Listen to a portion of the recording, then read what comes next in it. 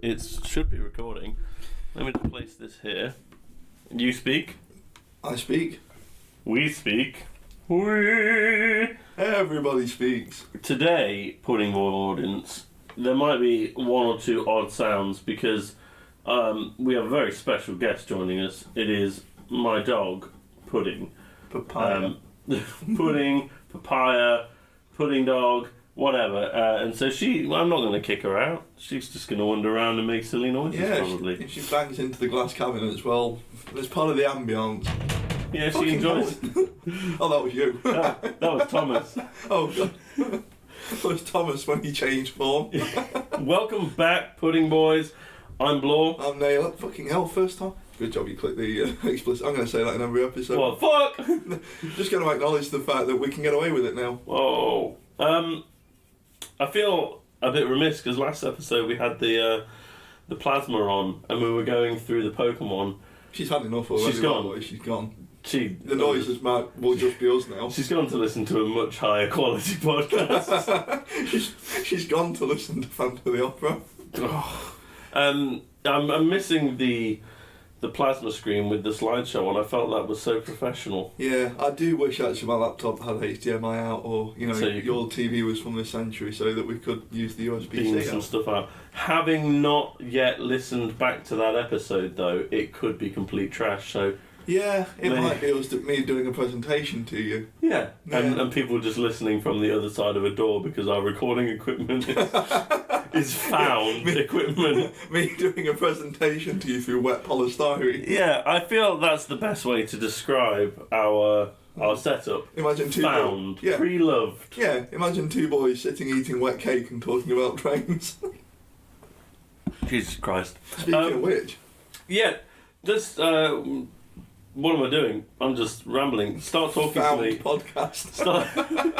Start talking to me about trains. Yeah, no, I think we started talking about it off air, as what we so often do, and it's this idea that having a hobby, and it actually comes back to the found podcasting as well, because we started doing this because all the hobbies are really quite expensive. Yeah, hobbies cost a lot of money, and I am feeling, I don't know if it's because I've got other places to put money, or because the creep is real.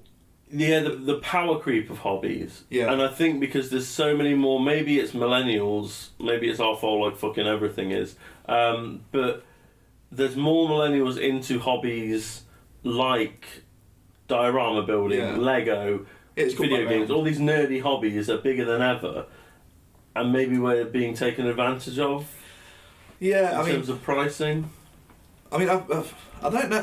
I feel like mine kind of the weighting is still on the older side rather than the younger side. It's shifting. You're seeing a lot more kids into trains.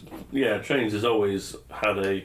But it's priced like it is. It's an expensive hobby to maintain. I am aware. I have some technical knowledge of business. I did a GCSE in it. I still remember some of that. I didn't do well, but I did. You got more acumen than me then. Yeah. So that's your baseline. That's my one semester of business Less school. dumb than. So I'm aware like a niche product is going to cost more. Yeah. Yeah. That's fair. That's completely. It is completely fair, but I mean, you were showing me a train the other day, and it was just a train. So it's a highly detailed model. We'll go for. I mean, if you're in the UK at least, you'll know this. You'll probably have had one of these when you were a kid. The old hornby intercity. So it's the evolution of that. That's what the model is. It's the same engine as the old hornby intercity. It's vastly further on. Right. There's a lot more to it. It's not just plastic shell with some lights in it and a motor now. So what's it doing? All the fans and shit work, and all the bits are separate. Got processing power. Oh yeah, and you can have sound in them. Switchable light. Like cab lights and stuff. It's not just if you're pointing forward, the lights forward are on. Yeah. Really clever piece of engineering. A huge amount of work goes into it, but I mean, I'll pop them up here. You're getting into the realms of about 400 quid. Mm-hmm. Now, I get it to a point because it's a really nice. It's not just a toy now; it's a model, and it's a. But £400 I don't. Is that's you could buy a PS5 for that? I think you could. It's £400. Well, if you can find one. Yeah. £400. We've said it before. And we've kind of got this idea of like doing stuff money. Yeah. I apologise if I keep sniffing. As mentioned yesterday, we're recording yesterday, last week for you guys. We're recording en masse 3 episodes because Naylor has to go into hibernation for a good 2 to 3 weeks. So these Pudding Boys episodes may be a bit. It might seem like this is the longest anyone's ever had a cold for, but actually it's just 2 days. It's been 2 real intense days. Yeah. Yeah, I get it. It's objectively speaking, you kind of think, okay, I can see that it's worth a lot of money. A lot of work goes into assembling and creating and tooling this, but £400 goes a long way. £400 goes a really long way, and I'm thinking that's not. It's a niche product, especially compared to something like the PS5. Yeah. But it's not as niche as some stuff. No, a fair number of people. The expressions are there. People will buy this. Yeah. Like, there's enough to warrant the tooling. Yeah, exactly. And that's what it's all about. It's about the tooling. And they can do it loads of different colours. If you live in the UK, you'll see these all the time in every company's different colours. Yeah. So they've got it done. Is it international at all? Or? Yeah, this one's been over to Germany for. So there's a couple of markets. Yeah. I think the problem I've got more than anything is the creep again. So that one, that's the top end, and I kind of get you'd pay for that. Yeah. If you were in a position to. We've talked about this before. I came back to the hobby after about 15 years out. Yeah. And Hornby, to their credit, do a really nice range called the Railroad. So they're similar kind of models. They're still good. But they are designed for not kids, but new starters and people who aren't able to chuck 400 non-retirees. Yeah, people who haven't got stock options. Yeah. That kind of thing. So they do something called the Railroad, and that's kind of my creep back into the hobby was through that. And then I found, okay, I'm into it enough that I can justify a bit more money here. I'm not spending 400 quid. No. If the missus is listening, I'm definitely not spending 400 quid on any trains. My psychological cap is around the 100-ish. Mine is, I think, 150. Not for trains because I'm not I don't have a model railway, but like Lego. I need to start asking myself questions when it hits that. Yeah, 150 plus. You need, if you've got someone else involved or other people in your life, you need to be talking to them before you drop that. Yeah, I think so. Doing stuff money. The Fiat 500 build, I got that for 30 quid. I didn't ask for that. I didn't have to ask permission for that. I just, bought that because it was so cheap. Basically a pizza. Like, that's totally fine. But the farm truck, I put my hand into the other room, and because I can't. How much was the farm truck in there? 90. Yeah. I popped my head around the corner and said, I think I'm going to order this, and Rue actually said, yeah, that's really cool. I want to. Play with that, so. Not sure we're going to. No, she's not. Cause I'm not taking it apart because it's an integral part of my display in the PBHQ room. Yeah, it's our muse. Yeah. The thing I had, really, like this railroad thing. So again, they were almost the same kind of money that you could drop with a cursory kind of. I'm going to grab this. Is there anything I need to know before I do it? I bought a few of them a couple of years ago. I had a couple for Christmas actually. And they were in the sort of 70 to 75 bracket, and that. And so these are the ones. These are the intermediate trains. Yeah, what were they called again? They're called Railroad. They're still pretty good. Like there's a lot of they've lifted the standard of them a bit. They're not amazing runners compared to the other ones, and I've found because my layout's quite small. It's not like a big loop or anything. Yeah. You notice if they stutter or they jerk or that kind of thing. So. But they were about the £70, £75 mark. You could have a couple without feeling like you'd really blown it that month. Yeah. But they're creeping. And now a lot of those, the new ones they're announcing, are at or over the £100 mark. And you suddenly get into the realms of thinking, okay, before I could have a couple of them and make like a little fun running session. I could sit and watch it for half an hour. Yeah. And I'm not really bemoaning that some of these things, yes, there are tooling costs, there are shipping costs, like it's coming from China, obviously. Everything trade-wise has crept up over the last year, so I'm not being a dick and saying it should be 50 quid like it was in 1994. No. It just bites a little bit when you think, I mean, again, I'll pick on Hornby. Bachmann was bad with this. There's a local I got new shop stock, so it's from like 2 years releases ago, but it's a new shop model. Yeah. About £100. So it's not on eBay, not a second hand, all that. New from a shop. Yeah. Just over £100. The same model, the same engine. Now, about 2 years on from that release, different colour, £220. Holy shit. Things haven't gone up that much. No. Wow. And even the RRP... It's more than double. Yeah, and even the RRP on the one that I bought for £100 was in the sort of mid-100s, probably about 140-ish when it was released. That's criminal. That's too big a jump, especially when you've got some of the smaller manufacturers. And there's no added improvements, it was just a... No, it's a repaint, a different livery. When you've got smaller manufacturers now able to retool that engine and do a better job. Yeah. So the one I'm talking about, if you are a train nerd, welcome. You're going to hear a lot more of me. Something called a Class 56. It's an engine that's been around in England for about 30, 40 years. Loads of different colour schemes on it, loads of different operators. Hornby do a really good model. It's a really nice model. It's now a very expensive model. Yeah. A new-ish entrant to the market, a smaller manufacturer called qatayef, however you pronounce them. I think we follow them on Instagram. We do. That was my doing. Have just announced the price on their newly tooled, better, objectively, or it looks like it's going to be. I mean, I'll save a bit of judgment. Yeah. That's 190. They're starting to creep more. 190, so they're creeping back towards the RRP The original when price. it released. It's funny when you think that a smaller manufacturer can outcompete sometimes. I think it's that almost the snake eating its own tail thing, isn't it? Oh, you think they've priced themselves so high? Yeah, it could be. That people can creep in underneath. See, now, so there's I was going to say power creep, hobby creep, Same price thing. creep. Money creep, power. Money creep. Power. Yeah. So that happens in hobbies like trains, and I guess it does inside miniatures and stuff. One credit to Citadel Games Workshop is they've always been fucking expensive. You don't hear many people say credit to Citadel. No, you don't. But I was thinking about this when I was buying paints.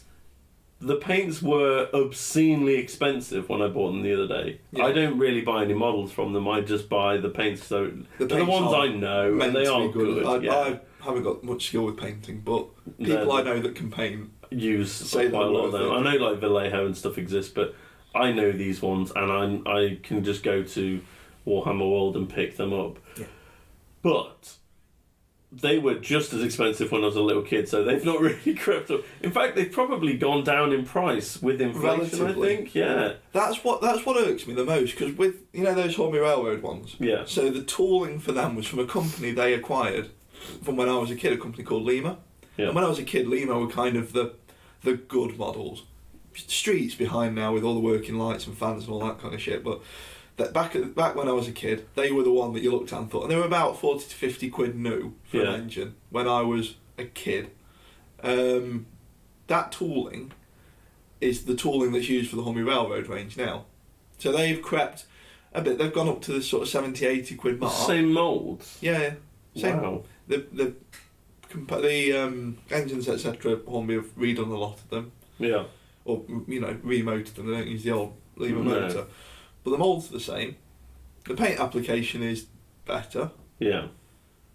But a lot of them don't have the startup tooling cost that you would have if you were creating a new to market model. So that, again, I mean, I can't be bothered working out inflation. That feels, well, there's other factors as well, because I know that, like, if you look at kids' action figures, there's a lot less paint application on like a new Ninja Turtle as compared to like ours when we were kids, because everything along that lines has gotten too expensive to use a lot. So a lot of these action figures only have 2 or 3 colours, and they'll mould in different coloured plastics where they can rather than paint. And I'm not sure whether it's the painting or the paint itself. Do the painting maybe. Yeah, whatever has made it harder or more expensive. So an action figure, even though an action figure costs more now than it did when we were kids, the quality is not as high. It might be something to do with paints. Some of the paints that we had aren't allowed to be used now. Probably more it that to get them to stick to the model without copious amounts of lead, you probably have to Yeah, I don't know, use something pricey. Yeah, on the flip side of companies putting their prices up is stuff like Pokemon cards and video games, where it's definitely almost the fault of collectors and sensationalist dickheads like Logan Paul that, like, I mean, he's made Pokemon cards almost single-handedly so expensive right now. He did me a favour. He did you a favour, but I will not be finishing my goal of completing all the Wizards of the Coast. Not for a long, long time. No, we looked, didn't we? When we Yeah. Because I had a couple of sets that were teetering on, and we will do an episode on Pokemon cards. I will go but through it what won't we be- got in yeah. PBHQ. It won't be a kind of unboxing episode or anything. No, and it's not like these are all graded 10. The Pokemon cards in my folders are cards from when we were kids. They're not fresh open. They're good enough. They're fine to look at and say, oh, that's a Charizard. You've got that's some nice things. Yeah, these are nice things. Video games is the same. Some video games are crazy, and I just won't pay. Luckily, video games is so vast that you can still find fun stuff that you've not played Well, for cheap, and sold- you can always pirate them. No, that's the problem. I mean, I sold a mediocre copy of... Do you remember Conker's Bad Fur Day? Oh god, yeah. I sold a mediocre For 300 copy of quid the now. N64 version. Like, not mint box. It wasn't boxed, I don't think. No. I think it was just... Went on the first real bounce for that game. Yeah. And we're talking a few years ago, and that was in... It was either late twos or early three figures. It bought something cool. Yeah. It was a good game. I had a lot of fun with it. It wasn't 100 quid's worth of game. No, definitely not. I mean, especially when you can buy it on... Xbox, can't you? you can get it on Xbox with the retro replay. No, it's not called that. It's called... Rare replay. Rare replay. You can get the Xbox one. I think it's fine. A lot of people rag on it for being a little bit censored, but Live and Reload is fine for me. Yeah, we don't have to be that edgy. No, I'm not. We can fill our own gaps. Yeah, I'm not too bothered about that. I'm not playing Conquer every day. It's fine. No, it was fun for... But there's stuff that, like... And it doesn't help that when I was a kid, I had a weird taste in games. So my nostalgia isn't for GoldenEye. It's for Gotcha Force. And So most people were playing this with, like, they get their mates round on a Friday night for, like, pizza or chicken dippers. Oh no, it was me and the lads from up the road. The lads definitely existed. We all played imaginary lads. Gotcha Force, Fantasy Star Online, I stuff heard like Tom that. Lethbridge is really good at Fantasy Star Online. But they were just slightly more obscure games. Yeah, than... I suppose they're not like Gran Turismo. Yeah, what I'm saying is I've always been a pretentious dickhead. Yeah, you've been super edgy before we started the podcast, so we're not making an effort to do this now. Speaking of edge, it's time for Numbers of the Beast. Welcome again to Numbers of the Beast, Pudding Boys audience. This segment of the show, Naylor and I have a good long listen to a classic album and rank each song on it out of 7 before averaging them out to create an album score and ranking them against the rest of that band's discography. Right now, we are working our way through the vast catalogue of Iron Maiden, and this week it is Powerslave. Big hitter. This is the first album so far that I had as a very young kid. This is one of my... It's not one of my very first albums, but this would have been a quick follow-up. I'm going to preface this Yeah. by saying that I had Number of the Beast before this. Wow, which yeah. might explain a couple of choices. Is that... you're trying to backtrack on your stupid choices already, I see. Let's just get into That's it. what I think about your fucking choices. Ace is high. I will fight anyone, Yeah. man or beast, who doesn't give Ace as high as 7. On the last tour I did, It looks like we're about to throw down. the last tour I did, they Yeah. opened with Ace as high. It was Yeah. the one where the Spitfire drops from the... Like a model Spitfire, Yeah. 1-to-1 scale, Yeah. drops from the top That's of the fucking stage. cool, and I wish I could see Ace that. as high should be a 12. It's a 6. You are wrong. It's You're a fine, but moron. I just get a the little bit subject bored. matter, the riff, It's all great. the even like the little kind of Whoa. drop bit. Ace is high, Yeah. for me, might be my favourite Iron Maiden song. Ooh, that just paints you as a very dull person. I've listened to this album more than once though, that's the problem. I've listened to this album I've listened since to I was a child. I have when I first At started least you working in spelled the it right this time. when I started working in the metal shop in Loughborough. this is the first vinyl record I bought. Well, after like the Smashing Pumpkins or something, I'm sure you ticked. I think I have Siamese Dream. That's a That great says album. a lot. They are bad, and Fuck you. not saying anything. You are. This is the 6. maddest I've been. 2 minutes to on midnight. the Pudding Boys. Ace as high as a 7. You're not getting away with that. 2 minutes to midnight is also a 7. It's 6. No, how?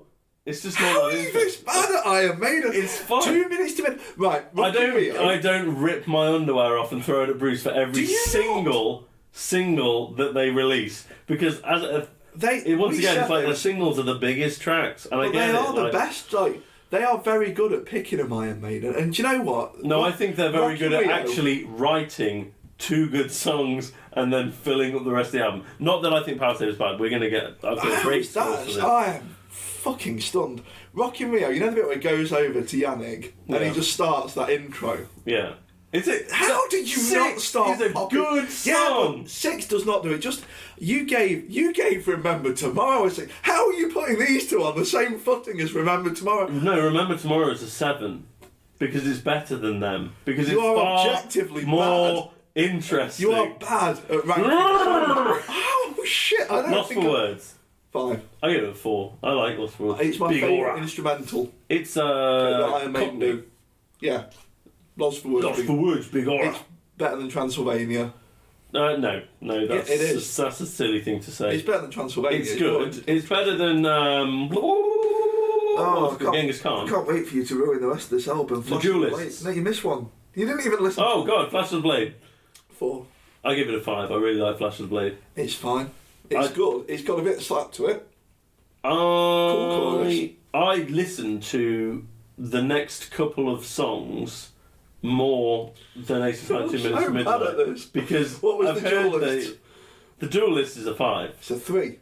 You're a fucking idiot. It's a You're a filler genuine. song. The it's Duelist not. is a It's not down filler the song. album. It's fucking Forget awesome. The Duelist is like facing the sand from Dance of Death. It's down the album. It's okay. No, But you're by that point. You've already had your fill. it's so good. It's not. It's fine. It'll do. It's It's almost- not a bad song. It's almost a single. It's not. Like, yeah. No one was buying the Duelists. Iron Maiden know what they're doing. Obviously, No, They've you're sold a lots of moron. Back in the village. 3. Back it's a in 6. the village. It's not. Win, win, win, win. It's a so- lazy Iron Maiden song. It's compared to not. some- And it's the second one about the prisoner, by the way. Yeah, but it's not as good. It's way better than the It's prisoner. not as good as the Prisoner. The prisoner. Oh, Yeah. what did I give the prisoner? I gave the prisoner. What album was the prisoner on? Oh, it's on Number of the Beast 3. This is twice as good. It's twice It's more as than bad. twice as good. Powerslave 6. 7. I hovered on a 7. I It's- thought I was being. I think this might actually be my very favourite Iron Maiden song. Really? Yeah. Kind of telling that we think our 2 favourite Maiden songs come from this. Yeah. Kind of telling that you got Aces High so I badly feel wrong. like I feel like Powerslave. The Egyptian-y kind The of. You know, Egyptian I feel. assume it's like Mixolydian or something. It's one of those scales that's just a little bit. yeah, it's the same thing I started pulling off with something wicked. Yes. And I just really like Ancient Egypt. It's cool as shit. I could have given that a 7. Yeah. I think at that point I was probably thinking I've got to temper this a little bit. You got to calm it down a bit because Powerslave's going to run riot. Yeah, but Rhyme of the Ancient Mariner. 7. It's a 7. Yeah. It's so varied. Out of all the long Iron Maiden songs, this one deserves its length the most. I really want to disagree with you. I don't think I can. There's nothing coming up. I get a real fizz for Yeah. Empire of the Clouds, which we'll Wait, talk is about. Out of the Silent Planets a long one? It's can't not remember. short, but I don't think it's I couldn't long. remember I whether don't it's think like it's 10 a big minutes. 15 minute. I mean, I would say long as anything past 10 minutes. Maybe Yeah. it's not. Maybe Out of the Silent Planet's longer. I would feel like it is. But even still, I don't know why I brought it up because it's not coming close to Rhyme of the Ancient Mariner.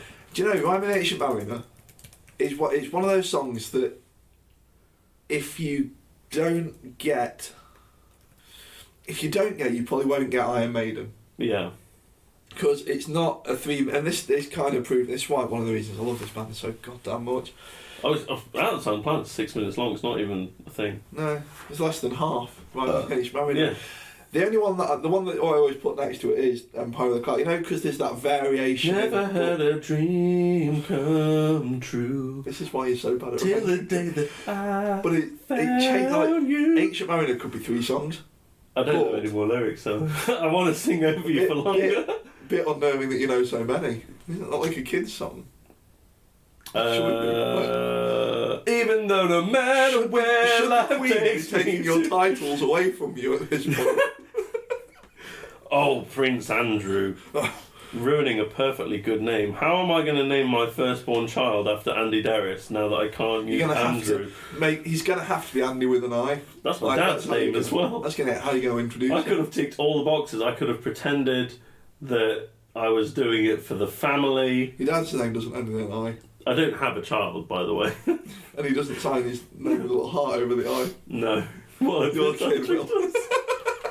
Andy. Andy Daniels. That was Numbers of the Beast, Pudding Boys audience. Let's do our quick little addition. What did you give your total score? 42. Strong. I gave it 46. What was your average? 525. Mine's 575. So 525. Tallying with mine, bang on for Number of the Beast. Really? Exactly the same, and I think, if I'm being fair, the nostalgia carried a little bit. I was also probably a little bit harsh on I think you were harsh on... I think you were really harsh on the Duelist and Back in the Village. I really don't get that. I think the problem for me is that I am so big on the first 2 songs. 2 Minutes to Midnight and Aces High are definitely in my top 10, probably top 5 for Iron Maiden. So by that point, I am so fizzed out. By the way, this puts Powerslave at the very top by a Deservedly mile. so. So it's Powerslave at 11 on the nose. Yeah. Then Number of the Beast in second place at 9.87. Out of 14. Out of 14, it's 11. That's high. Holy shit. There's one album I think will beat it. Yeah, Brave New World's gonna fucking smash it. Because all 7s. There's some lines on there. If it deserves it, I will do it. The Dream of Mirrors deserves a 9. Yeah. I think that's one of those songs that I have screamed at my car with the screen. Like there was the one song that everywhere. I would have thought when I was a kid, and I never really liked it that much, was Thin Line Between Love and Hate.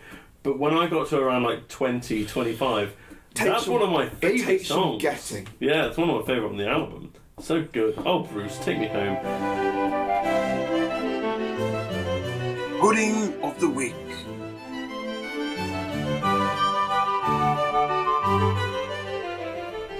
Bang! Welcome back, fellows. It is I, Thomas Lethbridge, and once again I'm here to bring you Pudding of the Week, the segment of the show where we learn a little about a delicious dessert from around the globe and Naylor ranks it on a scale of his choosing. This week's pudding is qatayef, or qatayef. It is an Arab dessert commonly served during the month of Ramadan, a sort of sweet dumpling filled with cream or nuts or both, and it can be sort of described as a folded, deep-fried pancake. A sweet dumpling filled with cream or nuts. That sounds like you, Thomas. You saucy craboo. Qatayef is the general name of the dessert as a whole, but more specifically, the batter. The batter is similar to pancakes, except only one side is cooked, then stuffed and folded like an omelette before being deep fried and served with a hot, sweet syrup. Do you know? Yeah. Yes. Okay. Yeah. Definitely. You didn't need to kick the windows in to make that point, but... Well, I felt like I had to. It sounds like a strong pudding. It does, doesn't it? I'm going to, once again, take a long, deep drink of Blaw's squash. And then spit a long, deep greenie back into it, I assume. Yeah, that's thick. I don't know what you're made of, Thomas, but it doesn't come out clean. That smells like I can smell it from here. Farewell! That's why you kicked the window in, because you were just going to dive out of it. My fucking drink again. Yeah. I was going to ask him a few questions about where he comes from, but every time I'm too late to the party, he's always fucked off. I've got his notes here though. Qatayef? When he comes from and like which dimension he comes from. Well, I need to follow this thread about possible demonic origins. Is Tom a demon or a ghost? That's going to be an episode. Or is Tom the demon? Is he the fallen angel? Is Tom Satan? I don't know. If he brings us anything with apples, if he brings us turnovers or something, I won't be. We're going to have to ask some questions. Yeah. I mean, like we're already sat here, bollock naked. If apart from the thing starts slithering in, we're full on Adam and Adam here. Yeah, Qatayef. Let me show you a little picture because I don't think they. Ooh, they look cute. They look like gyozas. Yeah, but like then covered in syrup. You know they're going to be far too sweet because you're going to do that. It's the same with a lot of Middle Eastern puddings. The syrup is strong. It's just sweetness. It's nice, but it's just it sugar. is nice. But you don't need a lot. You think you need a lot, but you don't need a lot. Yeah, you would dip, but they've soaked. Yes. And yeah, I love them for that. Yeah. The one interesting thing about these, it was really hard to kind of find history on them because they've been around in so many countries for so long. That's why it's Thomas has written down here on my laptop. You know, what's that language? Instead of country, that looks like that's not any language of this plane. No, that's not a font. It's like winging. That's carved into my screen. If the country just says Middle East because it's just from everywhere, and it extends out of the Middle East into North Africa and you're probably beyond written history with. I think you might be. I think this might be one of the first deep fried foods. This is the progenitor to all American carnival pancakes, food. Waffles. Yeah, probably. Good lads. Yeah. Right. Can you imagine biting into a deep fried pancake and it have like sweet cream in it? But and some pistachios. And it's soaked in like what can only be described as pure glucose. Is that the really sugary sugar? Yeah. But it looks like it's still holding its crisp. Oh yeah, I think you get a little pop when you bite in. Oh, I will try these. They've got to be available somewhere near us when it's Ramadan. If I have to break into someone's house. Yeah, if there's a family enjoying these. Yeah, they're just broken fast, and I'm going to give burst through the door. Yeah, fat as we are, so we're obviously not. Yeah, we did not fast today. I don't think we could. I don't think we'd make it. No, I'm not sure. What's the scale? I'm going theme here. Okay. So we talk trains. Yeah. I'm going with Hornby's eras. Oh, I thought you were going to go gauge, because I know a bit about that. No, I'll save that one. Okay, we'll save that one for later. You're going to get a lot of trains will come back. This is going to be eras. So Hornby breaks their models up, and everyone does, into time series. You know, Birth of the Railways, Early Steam, Big Four. AKA... British Rail Blue. A bit too simple. The best era, and then everything else. No, I didn't say network franchising and present day onwards. The Steam is the best. Steam. Light Welsh Railway. Oh, we're not drifting into 009. We will, and we'll talk beautiful scenery. When the Pudding Boys go live on a light rail, I bet we can just give them enough money to sit on there all day. We could record. Go to like Betsy Cohen or something up that way. Yeah. That'll be an anniversary episode. Yeah. Our anniversary or the Pudding Boys' anniversary. On the same day. That's why we started it. Yeah. We want to share it with the world. I'm a modern image modeller, so I'm present day back to sort of network franchising. True anorak. Yeah, I'm really sad. But I'm going to put these in an era called privatisation. Right. And this is fun. This is just before. This is when we were kids proper. So this is 1996 2008. This sounds like the worst bit. It's when British Rail got broken up and you started getting loads of different colours, loads of different companies basically putting their image on trains. So this is where you got Virgin. Yeah. With Branson. With Richard Branson. We love Richard Branson here. You get things like, I mean, this won't mean anything to anyone outside this group, but you get things like UWS, you get things like, Midland Main Line, which is my favourite. So to you, this is a compliment? This is a huge compliment. This is when it got fun. Okay. And this is where it got colourful. This and isn't exciting. like the dog poo pancake. No, these are the colourful, exciting, varied. Yeah. We've not had surprising. We've not had a bad pudding for a long time. Don't give him any fucking ideas. Taiyaki was close. He's going to get weird about it. Yeah, he's going to bring back taiyaki, but this time it's only being pasted the whole custard. thing about the Romans making toothpaste from urine and mouse brains or whatever. He's going to go down that route. It was probably his idea. Yeah, he probably makes his toothpaste now. Like Colgate exists. For a man that can't eat, Thomas does have bad breath. Yeah, that's a lot of piss. So yeah, huge compliment. Sounds like a real good pudding. I want to get in. I want to get on it. I think this could be. I mean, if you're breaking fast with this, it's got to be fucking good. It's got to be up there because if I was to fast, I would break it with like Mackey's fries. Yeah, that's gonna. This has got to be a big deal. That's gonna refill all of the empty pots. Yeah. From the day, your sugars, you got your carbs, you got your. Same thing basically, but you know. And it's traditional as well, so you feel like you're keeping up appearances. Yeah. Yeah. What a good pudding! I apologise if I pronounced it wrong, qatayef, but it looks great. You fucked all the other ones up, so. Yeah, why start now? Where can you find the Pudding Boys? We are available on YouTube on the channel Pudding Boys. Hit subscribe and leave us a comment. We can also be found on Apple Podcasts, iTunes, Spotify, Audible, Amazon Music, and Google Podcasts. They always look. I fucked it up. I thought you were going to break into Nevermore then. We are the enemies of reality. Oh, God. It's the only bit of his vocals I can get even close to, because when he starts screeching, I'm out like I can't win. He's good. We also now have an Instagram, which is... It's on Instagram. Bye! Fucking hell.